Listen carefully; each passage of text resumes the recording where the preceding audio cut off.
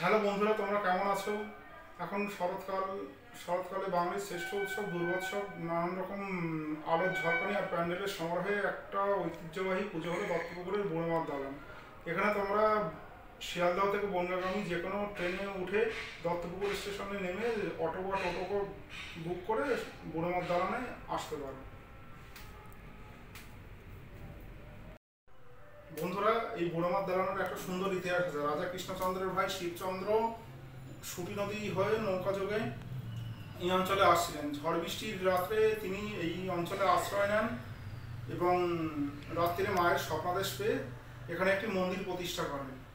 পরবর্তীকালে রাজা শিবচন্দ্রের নামানুসারে এই অঞ্চলটির নাম হয় শিবালয় এবং প্রথম দিকে একজন বয়স্ক ভদ্রমহিলা এখানে পুজোর আয়োজন করতেন বলে এই মন্দিরটির নাম বুড়োমার দুর্গা দালান হয়েছে।